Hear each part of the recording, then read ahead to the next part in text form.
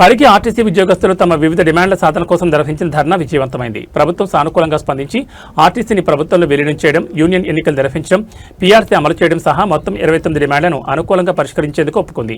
ఈ సందర్భంగా పరిగి డిపోకు చెందిన ఆర్టీసీ ఉద్యోగస్తులందరూ డిపో మేనేజర్ ఆధ్వర్యంలో పరిగి డిపోలో ముఖ్యమంత్రి రేవంత్ రెడ్డికి కృతజ్ఞతలు తెలుపుతూ పాలాభిషేకం కార్యక్రమం ఘనంగా నిర్వహించారు. ఈ కార్యక్రమంలో ఉద్యోగులు పెద్ద ఎత్తున పాల్గొని ప్రభుత్వ నిర్ణయంపై హర్షం వ్యక్తం చేశారు. కార్మిక పక్షపాతి రేవంత్ రెడ్డి గారు, కార్మిక పక్షపాతి కార్మిక పక్షపాతి కార్మిక పక్షపాతి రేవంత్ రెడ్డి గారు, ప్రజా ప్రభుత్వము ప్రజా ప్రభుత్వము. ఇక్కడ కాదు ఎంతమంది ఉన్నారు అంతమంది. ఇప్పుడు ఇది స్టార్ట్ చేయి ఫస్ట్ నుంచి మళ్ళీ వీడియో ఈ మాటలు వస్తాయి కాబట్టి మొత్తం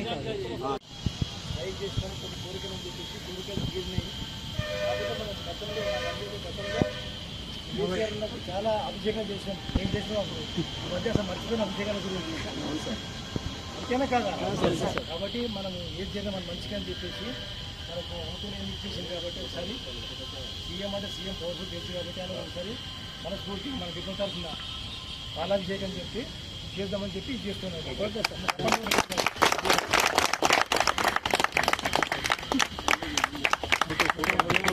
జై రేవంత్ రెడ్డి గారికి, జై జై రేవంత్ రెడ్డి గారికి, జై జై రేవంత్ రెడ్డి గారికి.